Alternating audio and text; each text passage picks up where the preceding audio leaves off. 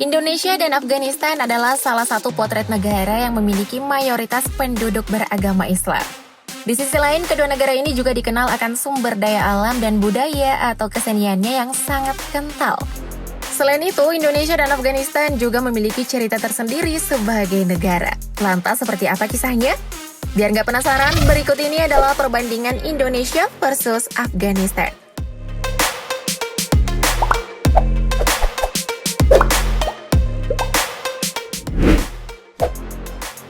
Sejarah.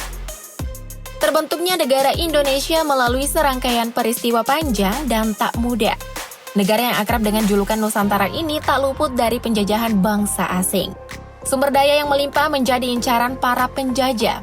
Adapun beberapa negara yang pernah menjajah Indonesia adalah Portugis, Spanyol, Belanda, Prancis, Inggris, dan Jepang.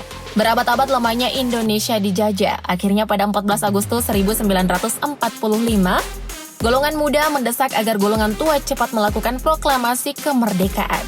Peristiwa ini dikenal sebagai peristiwa Rengas Dengklok. Setelah kembali ke Jakarta, golongan tua yaitu Bung Karno dan Bung Hatta mulai menyusun teks proklamasi di Rumah Laksamana Maeda dan dibantu oleh Ahmad Subarjo dan disaksikan oleh Soekarno, BM, Dia, Sudiro, dan Sayuti Melik. Hingga akhirnya teks proklamasi pun dibacakan pada 17 Agustus 1945. Merdeka! Sekarang tinggal giliran kita nih untuk menjaga dan melestarikan negara kita yang tercinta ini. Sama halnya dengan Indonesia, perjuangan Afghanistan untuk menjadi negara merdeka juga penuh dengan lika-liku. Dijajah Inggris sejak abad ke-19, membuat negara yang satu ini dikuasai Taliban berjuang dengan keras. Sebelumnya, pada abad ke-19, Inggris yang awalnya mendekati Afghanistan untuk melindungi India dari Rusia, namun justru berbalik menguasai Afghanistan. Perang besar pun terjadi hingga 3 kali demi menjadikan Afghanistan negeri yang merdeka, yakni pada 1834 sampai 1842, 1878 sampai 1880, dan 1919. Afghanistan akhirnya merdeka dari Inggris pada 19 Agustus 1919. Amanullah Khan kemudian menyatakan Afghanistan sebagai sebuah monarki dan mengklaim dirinya sebagai raja, serta menyatakan tanggal 19 Agustus menjadi hari kemerdekaan Afghanistan. Ternyata bulan kemerdekaan Indonesia dan Afghanistan sama ya? Negara yang merdeka pada 19 Agustus 1919 ini berada di daratan yang terletak di Asia Selatan dan Asia Tenggara. Sementara berdasarkan batas negara, posisi Afghanistan berbatasan dengan beberapa negara, antara lain sebagai berikut. Sebelah utara berbatasan dengan Turkmenistan, Uzbekistan, dan Tajikistan. Sebelah selatan berbatasan dengan Pakistan, sebelah barat berbatasan dengan Iran, dan sebelah timur berbatasan dengan negara Tiongkok. Sedangkan letak geografis Indonesia berada di antara benua Asia dan Australia, Samudra Hindia dan Samudra Pasifik, serta terletak di antara 2 pegunungan, yakni Sirkum Pasifik dan Sirkum Mediterania.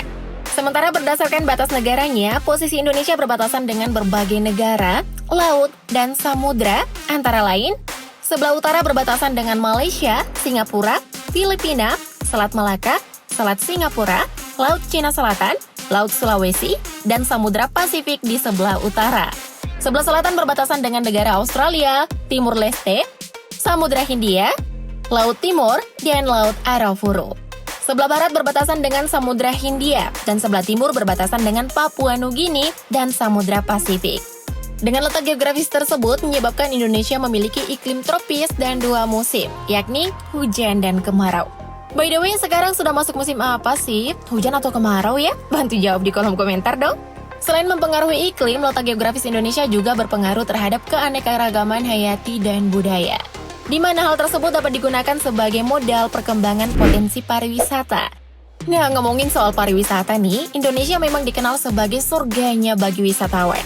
Beberapa tempat wisata bahkan sudah terkenal hingga ke mancanegara. Untuk wisata pantai, Indonesia hadir dengan sejumlah pilihan seperti Bali, Raja Ampat, Taman Laut Bunaken, Gili Trawangan, Taman Nasional Wakatobi, dan Pulau Komodo. Dari pantai kita beralih ke pegunungan yang juga menawarkan wisata menarik seperti Gunung Bromo dan Kawah Ijen. Selain itu ada juga tempat dan bangunan bersejarah seperti Danau Toba, Candi Borobudur, Pulau Komodo, Tanah Toraja, dan Pura Besaki di Bali. Terlepas dari kondisi politik dan keamanan, Afghanistan ternyata juga punya sederet destinasi wisata. Gak kalah dengan Indonesia, Afghanistan juga menyajikan tempat wisata dengan nilai sejarah dan keindahan alam khasnya yang bisa kalian kunjungi. Untuk bangunan sejarah seperti Garden of Babur, National Museum of Afghanistan, Herat Citadel, dan Shrine of Hazrat Ali. Selain itu, Afghanistan juga memiliki tempat wisata yang menyajikan pemandangan alam, seperti Ban-e-Amir National Park, Brogol, dan Waduk Karga. Duh, ngeliat tempat wisata yang indah gini, Mimin jadi pengen liburan deh. Destinasi wisata tersebut merupakan salah satu kebanggaan penduduk Afghanistan yang memiliki populasi lebih dari 39 juta jiwa per tahun 2021. Dengan luas wilayah sekitar 652.000 km persegi. Berdasarkan jumlah tersebut, kota di Afghanistan yang memiliki penduduk lebih dari 1 juta jiwa adalah ibu kota negara yakni Kabul. Selain Kabul, 5 kota besar lainnya di Afghanistan adalah Kandahar, Herat, Mazar-i-Sharif, Kunduz, dan Jalalabad. Sedangkan untuk jumlah penduduk Indonesia per Juni 2021, berdasarkan data Direktorat Jenderal Kependudukan dan Pencatatan Sipil Kementerian Dalam Negeri Republik Indonesia, adalah sebanyak 272.229.372 jiwa, di mana 137.521.557 jiwa diantaranya adalah laki-laki dan 134.707.815 jiwa adalah perempuan. Pantesan di Indonesia banyak jomblo, habis jumlah penduduknya nggak seimbang sih.